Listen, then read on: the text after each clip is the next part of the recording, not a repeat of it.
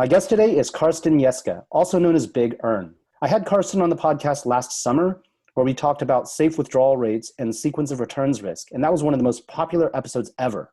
I invited Karsten back to the podcast today to share insights on a critically important related topic, asset allocation for early retirees. Quick background on Karsten. He holds a PhD in economics. He's also a chartered financial analyst and an early retiree who fired a few years ago at 44. Before that, he taught economics at Emory University, worked at the Federal Reserve Bank of Atlanta, and also at the Bank of New York Mellon Asset Management Group in San Francisco. He writes extensively on his blog, Early Retirement Now, about financial planning for early retirement, and is famous in the space for his in-depth analysis of safe withdrawal rates. Karsten, thanks so much for joining us again today to share insights and tips about asset allocation for early retirement. Thanks, glad to be here. For those who aren't familiar, maybe who didn't even have a chance to catch the last episode we did, what got you interested in early retirement research and financial planning and wealth management research? Yeah, so it's not that I ever hated any of the jobs that I did, but I had this inkling that I'm not going to do this job forever, right? And I had a very safe job at the Federal Reserve Bank of Atlanta, so that was a fun gig. But even after 6, 7, 8 years, you got a little bit of the itch to move on, and then I moved into the private sector, and I moved right around 2008, and moving into finance and asset management in 2008, that was probably one of the worst times to move, with very uncertain job prospects, with layoffs everywhere. So I also knew that, okay, well, now I'm looking at not just two risks, right? Me getting bored of the job and not doing that job forever. And then also the additional risk. Oh my God, I might get laid off after 2 years of doing this.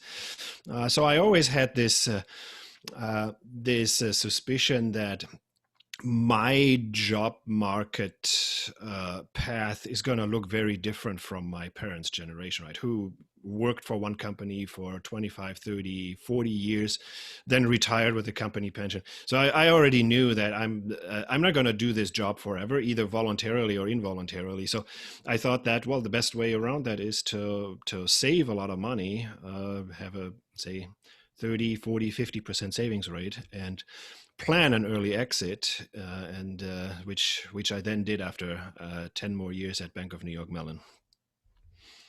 Gotcha. What got you interested in the research side of it and understanding like a lot of the quantitative and empirical research?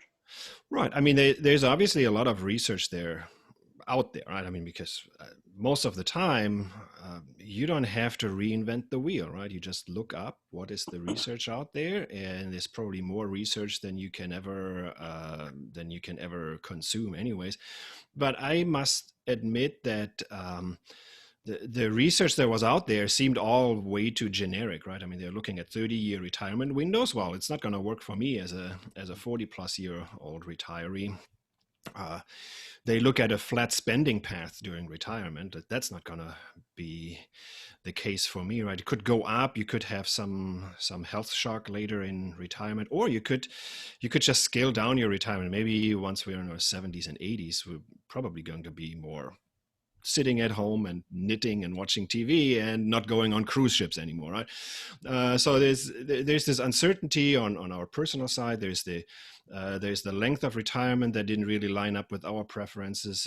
There's also, I have a finance background and an economics background, so I believe in some sort of a valuation approach and mean reversion.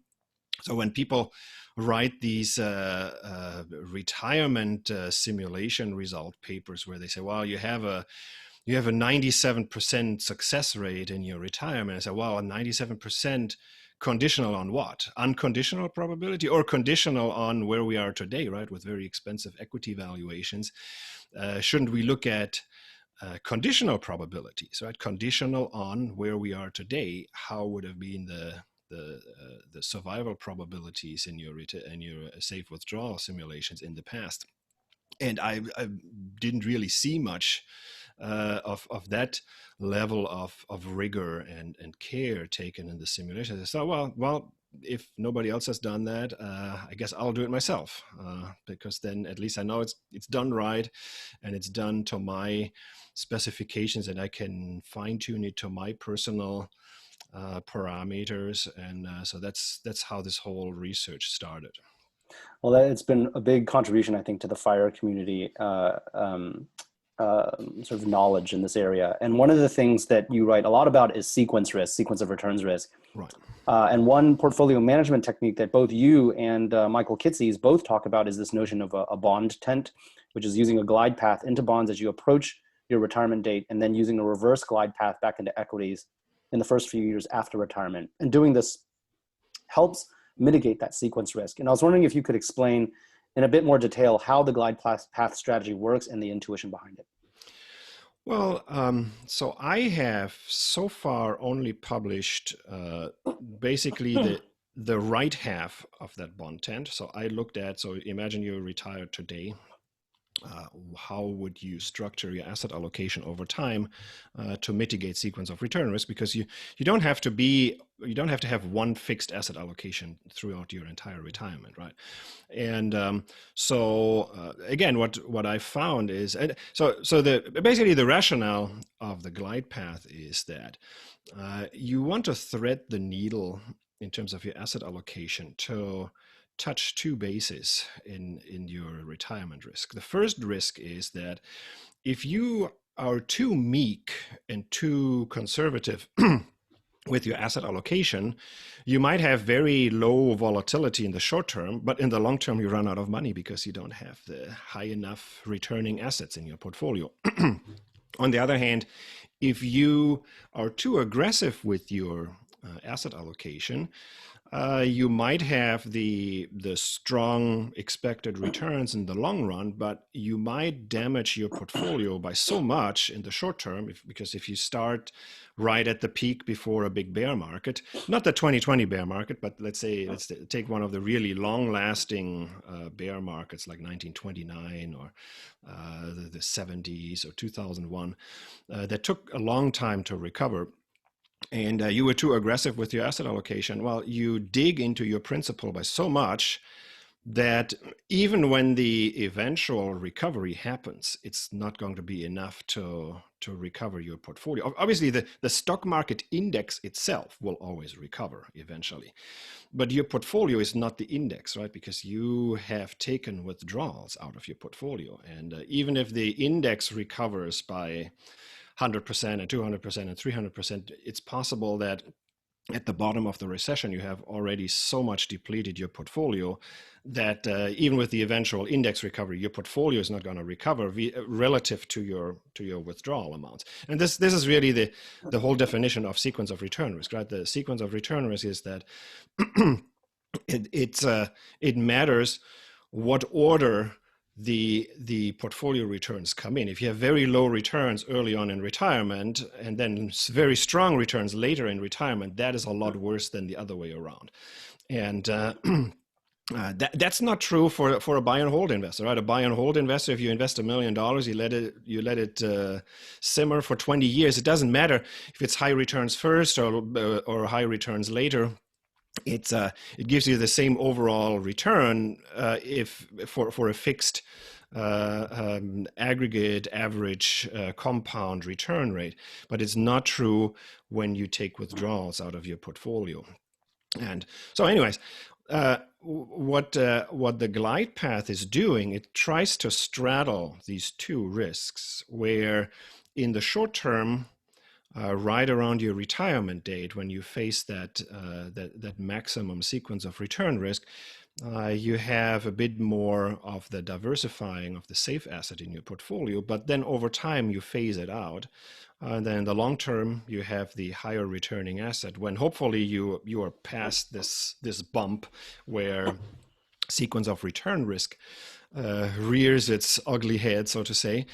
And then you have the higher returning asset in the long term, and you have the hedge against the sequence risk in the short term. So this is, again, it sounds like it is a really totally foolproof way. Of course, it's not 100% foolproof, but it turns out that in past recessions and bear markets and in the historical simulations, that was a way where you could at least alleviate the sequence of return risk a little bit. You can never completely get rid of it, but it's definitely going to alleviate it a little bit. And so it's not like you can suddenly increase your safe withdrawal rate from 3% to 4% or from 4% to 5%. I mean, but there's a noticeable impact on the fail-safe withdrawal amounts. Yeah.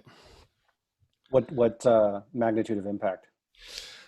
I calculated the difference between a fixed asset allocation and then a glide path.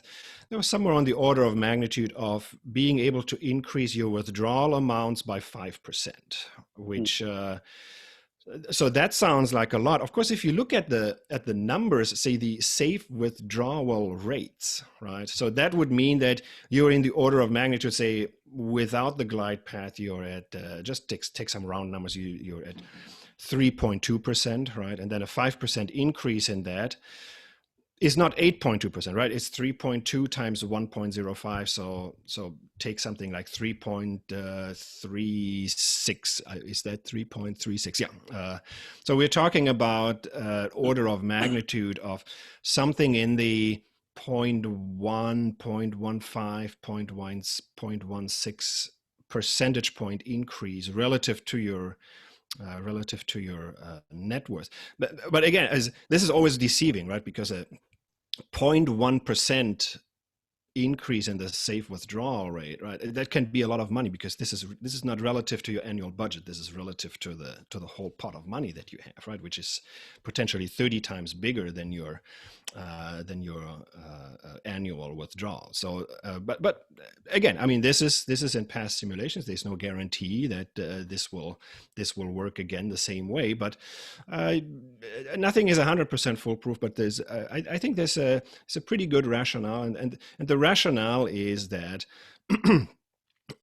that when you do these glide paths, effectively what you do is, if you have a bad sequence of return risk event early on in retirement, the stock market tanks, by shifting weight into equities, you will effectively take your retirement budget out of, probably mostly or 100% or maybe even more than that, out of the bond portfolio, and potentially even shift some additional money out of bonds into stocks. And you do that right through the recession and the bear market. And then once the stock market recovers again, because you're still walking on this glide path, what would normally happen with the fixed asset allocation, right? You try to target a fixed asset allocation, and then the stock market starts recovering again. Think back, we're back in March 2009 again, and you have this huge run out of the stock market bottom. I think you gain something like 70% between March 2009 and March 2010. With the fixed asset allocation, because the stock market rallies so strongly, you would constantly take money out of the stock portfolio and put it back into bonds, or you would constantly take money out of the stock portfolio and use it to fund your retirement budget. Well, you don't want to do that, right? I mean, don't run against this momentum, right? There's this really strong performance in the stock market. Let that run and take the money, and keep taking money out of the bond portfolio until the market then recovered, maybe in 2012, 13. And again, this is where that glide path comes from. And by the way, I mean, this is probably going to be one of your next questions, right? How long do you want to do this glide path, right? The glide path has to last you not just through the recession, right, and the bear market, but it also has to last you probably through a good part of the recovery after that. So this is why, I mean, that glide path is not something that's going to be, I'm just going to be an 18-month glide path out of retirement. The first 18 months of my retirement is going to be a glide path. It has to be much longer than that, because you still have to hedge this risk of, well, I don't want to take money out of the stock market when it's still beaten down, but when it's already recovering and it's already has that strong positive momentum during the recovery. So I still want to have that diversifying asset and mostly take money out of that. and for my living expenses, and not touch my equities until they have really recovered. So that's again, that's where that intuition comes from in the glide path to hedge this equity downturn, and then also a good part of the equity recovery after that. Yeah, I definitely want to talk about the duration of those glide paths here next. But I guess first, if the strategy is basically to get into a safe asset in the years approaching retirement, and then reverse that to mitigate the sequence risk, and straddle both those worlds that you described, where you're reducing volatility in the short term at some trade-off of long-term upside, but you're not giving away all the upside long term. What is the percent allocation, at least in the simulations, the historical research, what does it suggest about the percent allocation in bonds, or the percent range that is best to target for the peak of the bond tent, or at least what factors should a retiree consider when determining how their target bond allocation for that peak of the bond tent? Yeah. So again, it depends on what method you use. So I played around with different peak bond allocations. So in fact, I said, well, what if we go 80% bonds and 20% stocks? That actually turned out a little bit too high. So my sweet spot that I found was that you want to have something like 60% stocks, 40% bonds, and then slowly shift back into something like potentially 80-20, potentially even 100-0. So it turns out that just the way the market data was shaking out in the historical simulations, that the 100% equity landing point at the end of the glide path, that gave you the best results. Now, is that really something that a lot of retirees want to do, right? So you're maybe a 65-year-old, and then you realize at age 75, I'm going to have a 100% equity portfolio. Maybe not everybody would be up for that, but the numbers certainly looked like that. So the reason is that in historical simulations, you have this very intriguing long-term mean reversion pattern. So if you look at neighboring windows of 15-year stock market return data, right? So you plot, this was the average annual return over the last 15 years of the stock market, and then you plot the same graph, another line. This is the chart of the next 15 years of stock market return data.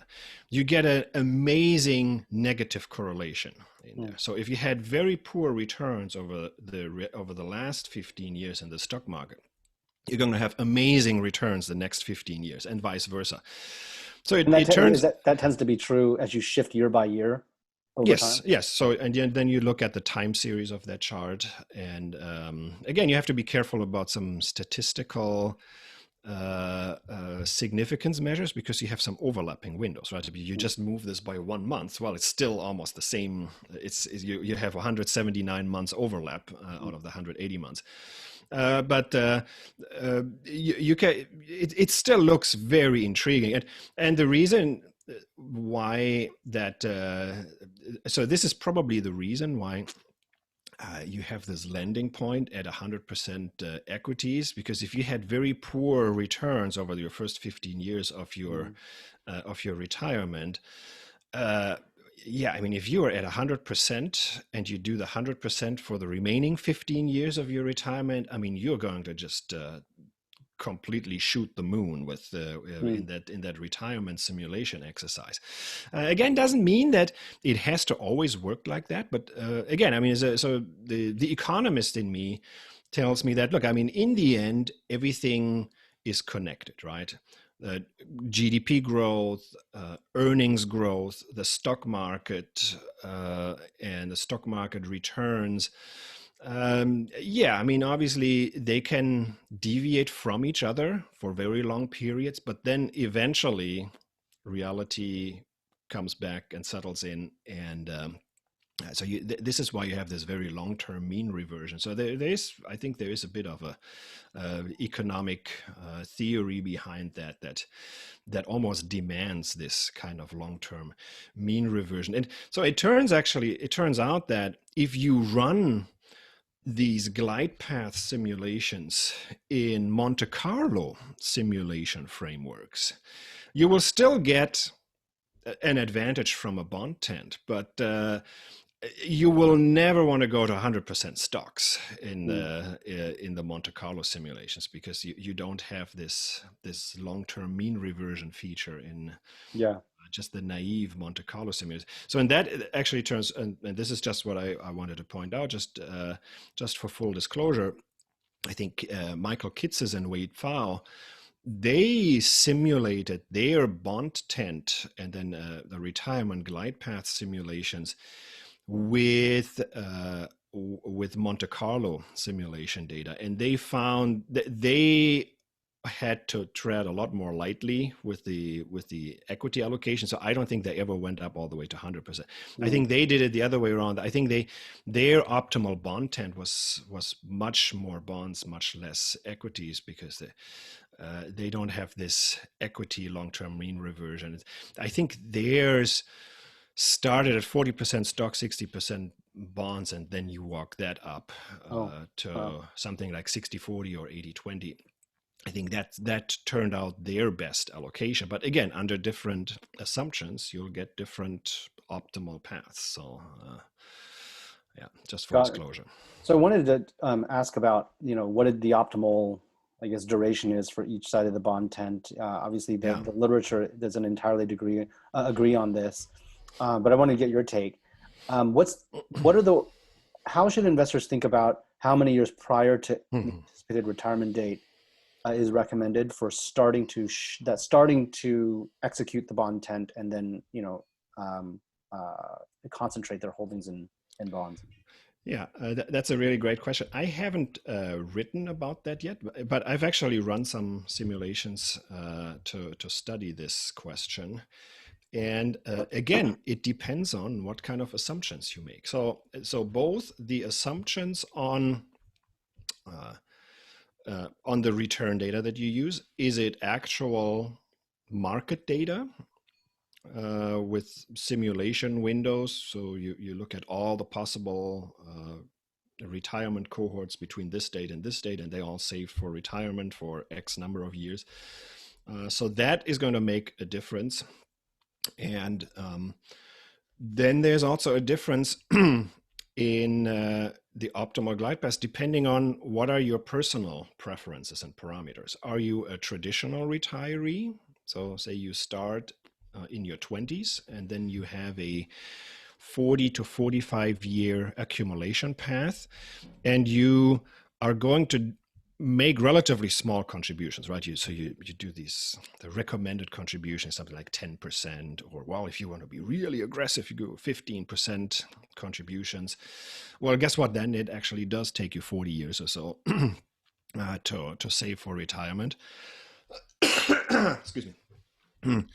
And then on the other end of the spectrum, you have the extreme early retirees who are, nowadays, if you tell people I want to plan early retirement in 10 to 15 years, you're probably not even one of the extreme people anymore, right? The extreme people, they say, oh, I'm going to do it in 3 to 5 years, and I'm going to save 80 or 90% of my salary. But so let's take the typical early retiree who wants to do this in 10 to 15 years. So that person is going to have also a slightly different optimal glide path. Then on top of that, what is normally assumed in these pre-retirement glide paths is that there is a very rigid retirement date, right? So you want to maximize at exactly date X. And depending on how you model what you actually optimize, right? So I ran some, because I actually did some of this work in my job when I still worked in finance, because we were managing a glide path portfolio, so a portfolio of target date funds for a big pension plan, for a big defined not pension plan. Sorry, I misspoke. For a big defined contribution plan. And we were managing the target date funds. So, and we obviously we created the research to justify what we're doing, right? And that research was based on, so you maximize some sort of a utility function at that specific retirement date.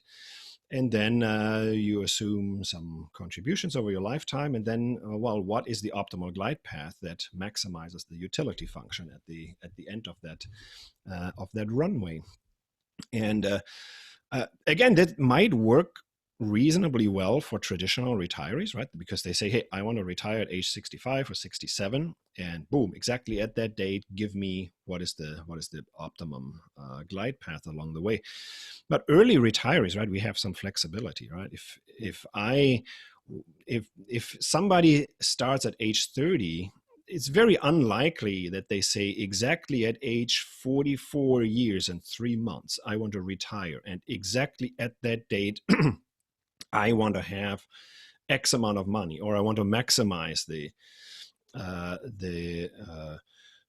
objective function, or I want to maximize something like with the probability of having above X dollars. So depending on what your objective function is, your glide path is going to be different. So there's never going to be the optimal path. There will always be optimal paths subject to certain assumptions. So to make long story short, it turns out that on your path to retirement, if you do Monte Carlo simulations, you want to be a lot more cautious with your equity allocation. And the reason is that what normally happens in Monte Carlo simulations, there are a few ways around it, but it could be a little bit cumbersome. But normally what happens in Monte Carlo simulations is that you have a glide path where you start your bond allocation, or you might start at close to 100% stocks, but then you start shifting down maybe already 20 or 25 years before retirement already. And the reason is that in Monte Carlo simulations, you have what you call a zero memory process, right? The Monte Carlo simulation, it doesn't matter whether your last year's return was plus 50% or minus 50%. The next year's return is the same, no matter what your past year's return was, but which is not true in actual data. Yeah. Right. So, and because of that, just to hedge the probability that 5, 7, 8 years before your retirement, you have a bad drawdown, you already have to shift way before your retirement, because if you have a bad event 5 years before your retirement, you will never recover from that potentially. Whereas in the real world data, if 5 years before your retirement, that was the global financial crisis, well, guess what? By your retirement, you had already recovered from it, right? Because you have this strong mean reversion coming out of the recession. And this is something that is not so easy to model and generate in Monte Carlo simulations. So Monte Carlo generates very defensive glide paths where you start shifting out of stocks way too early, my taste. Mm-hmm. Whereas actual market data, you can take a little bit more risk with your glide path.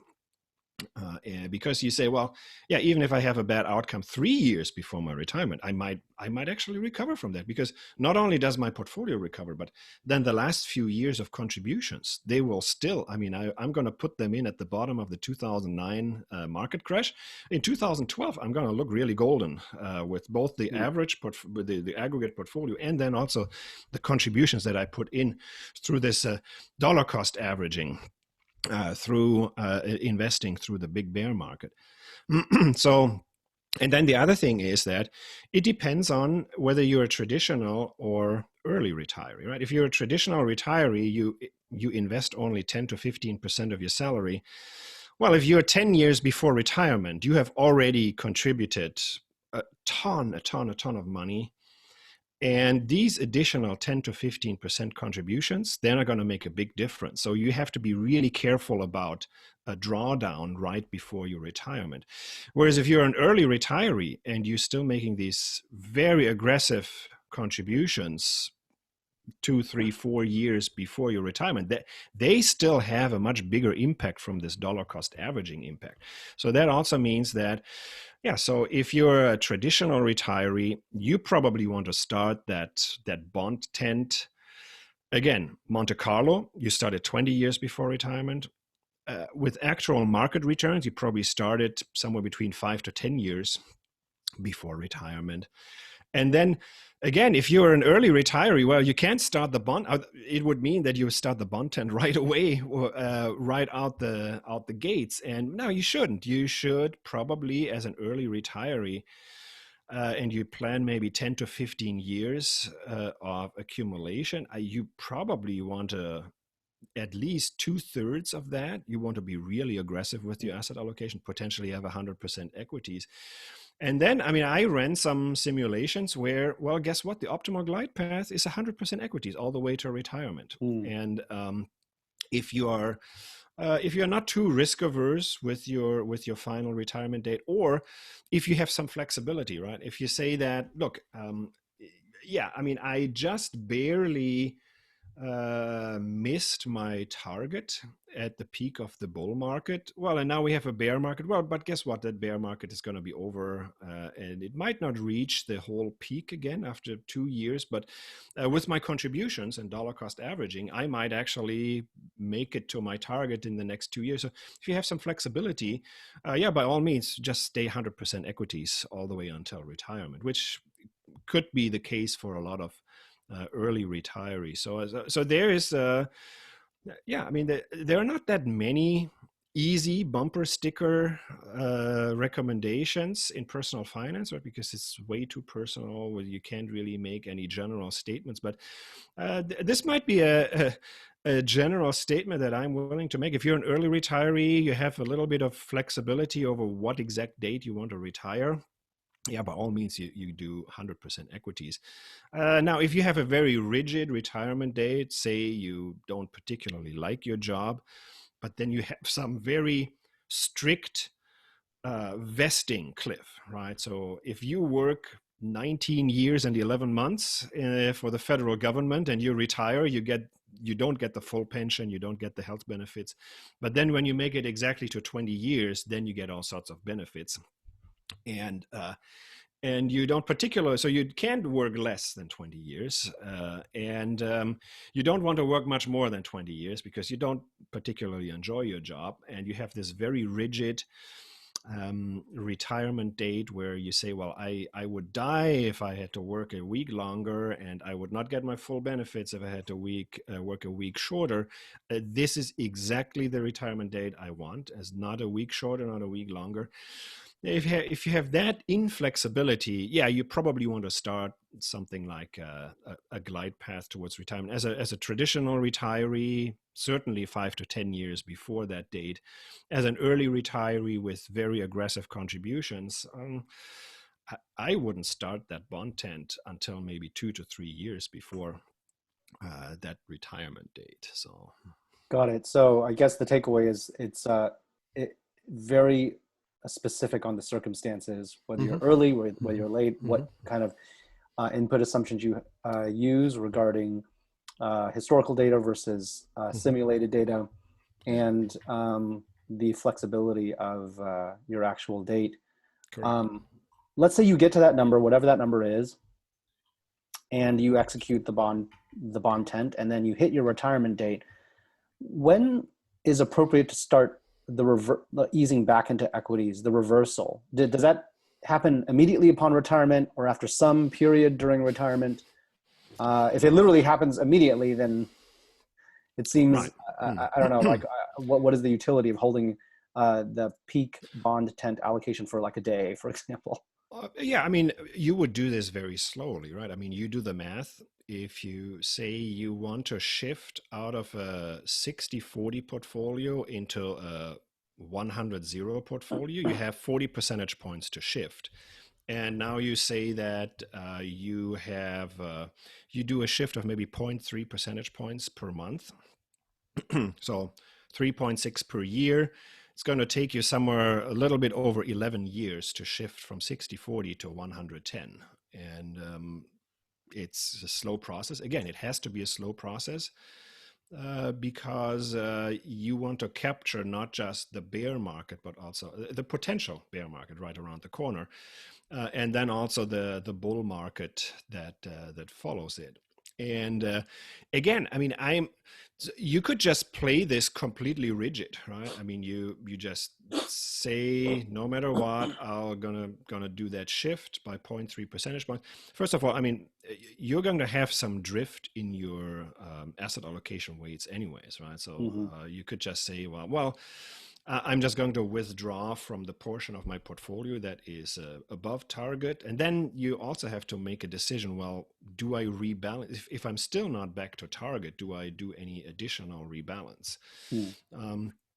There's some question about that, how you don't have to do this really every month, that rebalance, but maybe do it once a quarter or once a year. Again, I mean, there is the utility of having that glide path because, well, you have higher safe asset allocation right around your retirement date, right when you start making withdrawals. And so again, that intuition that I brought up earlier, that comes in. And so that's I mean, you eventually you will come back to 100% equities, but that is such a long path, and it does make a huge difference in your retirement success. Now, the other question is that do you really do that shift blindly, no matter what the market does, right? Because the worst thing that can happen is that excuse me. The worst thing that can happen is that you do this glide path shift over the next 10 years, and the market just does nothing over the next 10 years, and it's just going sideways. Right? The bond market is not yielding much. The market goes sideways. And then right when you have 100% equities, that's when the big stock market crash happens. So that would be obviously the worst possible outcome for that glide path. So then you gain nothing in the medium term, short to medium term, and then you lose a lot in the long term. So what you could argue, or it could go just like, well, what if the stock market just keeps chugging along and we get 1 year after the other, we get 8, 9, 10, 12% returns in the stock market? Why don't you just let it run, right? Or why do you shift then more and more into equities when why do you shift more and more into equities when the market is already overvalued, and you shift more into equities as they become more overvalued, and it just means that the eventual crash is going to become worse and worse. So you could also argue that, well, as long as equities are still performing really well, maybe you don't even start the glide path yet. You just leave it at 60-40 and just leave it there for a while, and then you see the stock market crash happens, and then you start the glide path, right? So I guess that's really interesting, because it means that as to when you start the reversal is dependent on what's going on at the time. Like right now, the CAPE, I think, is like over 33. And if you were, your retirement date was now, maybe you want to hold on to that 60% bond allocation just a little while longer as a defensive move. But if it was, right after the financial crisis in 2009, when the CAPE is like 15, maybe you want to actually initiate sooner and maybe even do it faster, for example. Right.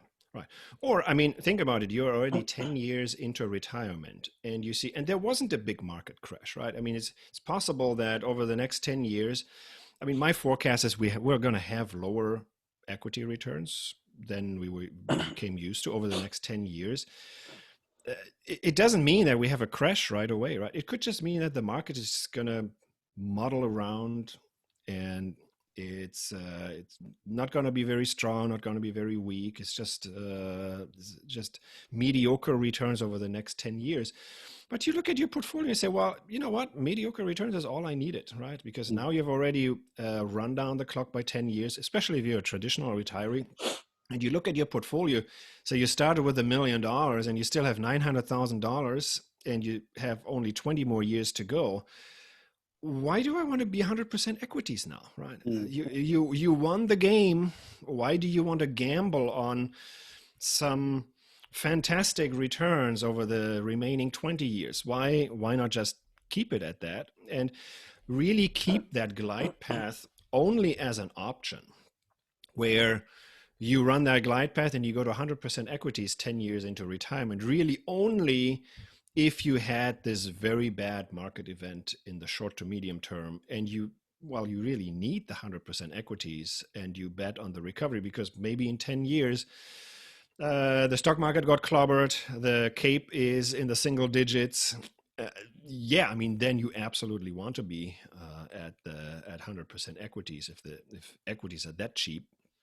And so it might be that you want to use the glide path more as an optional tool, and not really as a very rigid asset allocation. Yeah, in one of your articles, I remember you wrote that a successful glide path should ratchet up the equity share and reach maximum equity weight roughly over the length of one complete bear plus bull market. But the challenge is that you don't know in the moment where you are in that cycle and how long that cycle is going to be. And so as you're thinking about, as an early retiree is thinking about how many years should I plan for my glide path or reverse glide path back into equities to take after retirement, I was curious, like, are there techniques that investors can use to translate metrics or statistics that they can see on the ground right now into an estimate for how long the glide path should appropriately take? Does that make sense? Can they look at things like the CAPE, other indicators, and back into a glide path duration that at least makes it a little bit more quantitative, rather than saying, well, the CAPE is 18, but I'm not sure where we are in the bull plus bear cycle, and so I guess I'll just throw a dart on the board and say that my glide path should be X years. Is there a little bit more quantitative way to do that? I think it's hard to, if you just look at the CAPE ratio. I mean, the really bad example of sequence risk is always the 1960s, right? So you had 1960s, you had a high CAPE ratio. I think it was in the 20s, which was at that time relatively high. And you never had this very strong bear market early on in retirement, right? So the 1965, you look at a lot of people are surprised that 1965, 64, 65, 66, I believe, and 1968 were some of the worst times to retire. By some measures, and in some assumptions, even worse than 1929. Because if you look, well, was there a big stock market drop in 1969? No, it was okay. It's kind of the market muddled around. And if you had started withdrawing, you would have been maybe a little bit underwater in 1973 when that recession and bear market hit. So that was the danger of 1965. And there's no indication that in 1965, there's actually the glide path that you would have needed would have actually been a 20-year glide path, if you think about it, right? Because the glide path would have to cover the 1970s recession, and then 80 and 82, and then still a little bit of the recovery, because we had a very strong recovery following 1982 in the stock market. And there is no way anybody could have ever guessed that it's going to take that long to dig yourself out of that hole. And the nasty thing about that event was that the drawdowns were not even that severe, but they were one after the other, and it was a very long-lasting event. Whereas one of the best sequence of return risk, I should say not the best sequence of return, one of the least dangerous sequence of return risk event was the global financial crisis. Right? So you had a very sharp downturn, a very sharp recovery from a sequence of return risk point of view. That was one of the milder events. So nobody who retired at the peak in 2007 really got into trouble. Of course, in real time, they might have believed at the bottom in 2009, oh my God, this looks really scary. But after the fact, you look at this, you say, wow, yeah, this was such a swift recovery. So the event was so short that sequence risk didn't really have such a big impact, right? Because sequence risk, it's basically a product of two things, right? One is the depth of the recession, and one is the length of the recession. So if both the depth and the length are really bad, that's the worst sequence risk. And so that's why 1929 is a bad event, right? Because you had a bad drop in the stock market, and it also lasted for quite a while. 1965 was pretty bad. 2007, 8, 9 was not even the worst from a sequence risk point of view. But then again, I mean, you look at the CAPE ratios. I think the CAPE ratio right before 2007, right around 2007, was not too different from the one in 1965, and then between 1965 and 1929 had a very high Sharpe ratio. It was also above 30, much higher than in 1965. Yet some of the retirement simulations will show you that 1965 was actually the worst event than 1929. So it's and then on top of that, so for example, 1929, you also had the glide path worked relatively well because bonds and stocks had a very negative correlation during that event. So not only does it mean you have a lot of bond allocation, you reduce your equity risk. You reduce your equity risk twofold, right? One is by having a lower equity weight. And then on top of that, what you shift into your bond portfolio has a negative correlation. So bonds rallied during the 1930s.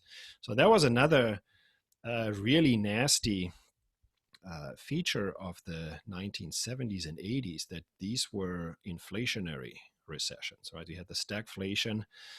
And so not only did your equity portfolio get hammered, but also your bond portfolio. So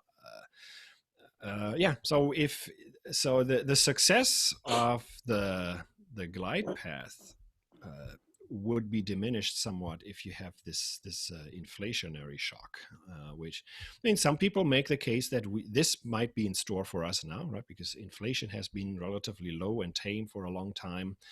And that just means that the next recession is going to be going to look more like the 1970s rather than 2007 and 8. So if I had to come up with, again, I mean, I haven't done any super careful research on what kind of a glide path design and length you should plan, conditional on observables. But if I had to, I mean, I would look at both equity and bond market fundamentals, so not just the CAPE. Yeah, pardon me. You mentioned that there's pretty robust. The data suggests pretty robustly that 15-year adjacent windows tend to be quite nicely inversely correlated. Mm-hmm. And I was wondering, are there heuristics like that, or maybe it is even that one, coupled with other observable data, where you can at least make an educated guess, or are other external variables just like too varied that wouldn't even be reliable for purposes of determining the duration of a potential glide path? Yeah, I mean, again, the reason why these 15-year windows are negatively correlated is it's a valuation story, right? Mm-hmm. So you had very poor returns over one 15-year window. Well, you look at why are the returns so bad? So part of that is that probably the earnings multiples got really badly hammered, and then, well, guess what? Over the next 15 years, the earnings multiples normalize again. So a huge input in that negative correlation comes simply from mean reversion of valuations, and I mean that has to be the number one explanatory variable. So yeah, I mean, you're obviously on the right path, right? I mean, you look at the CAPE, and the higher the CAPE, the more risk we have of a negative equity market event right around the corner. And again, nobody can ever time that, right? And I would say the most dangerous time is that when all the people that have been warning all the time about the high CAPE ratio say, well, you know what? I mean, I'm actually convinced now the high CAPE ratio no longer matters. That's probably a very, very dangerous time, which I don't think we have reached that yet. Even though I think, I mean, for example, recently Schiller said, yeah, well, we probably shouldn't be too worried about the high CAPE ratio because interest rates are also really low, right? Because it's less of an issue. Yeah, if you look at the absolute number of the CAPE ratio, yeah, that's really high. So that means if you look at the inverse of the CAPE, this is something of an earnings yield, right? So and then you compare that yield to the bond yield, and you can do it whether it's the cash, the very short-term interest rates, or even the 10-year interest rates, or even 30-year interest rates. The gap between earnings yields and bond yields is actually relatively normal. So maybe this would call for not necessarily a bad crash right around the corner, as we saw, for example, in 2000, right? The CAPE was really high, but bond interest rates were also extremely high. That means that over the next 10 years, you have lower equity returns, which we did. But the lower equity returns, most of it was because, well, you had a really nasty crash right around the corner. So somebody could argue that, well, maybe because bond yields are also so low. Yeah, we have lower equity returns, but the low equity returns are going to come in the form of, well, just lackluster GDP, lackluster equity returns. So yeah, I mean that could be one theory to look at the CAPE, not just in absolute terms, but also relative to some other valuation measures, and look at the relative yield of stocks versus bonds. Yeah, I guess while it may be difficult to sort of predict whether the crash is right around the corner, one could probably make a little bit more confident predictions over a forward 10-year time frame, for example. Is that fair? Yeah, I mean, and this is all people ever claimed how equity valuation works, right? Nobody claims that equity valuation tells you much about what's the equity return over the next week or month, right? This is all about longer term mean reversion. And because I'm an economist by training, and then that definitely bleeds into my beliefs on how I practice finance and how I used to practice finance when I worked in the industry. So people always make fun of these valuation people and say, "Oh, these people, they don't know what they're doing," right? You look at the correlation between 1 month equity returns and the CAPE, there's nothing there, right? So this really only comes in over the very long term. And there's no, it's not really for timing the next stock market crash, but it's basically for timing the first 10 years, not the next 10 days.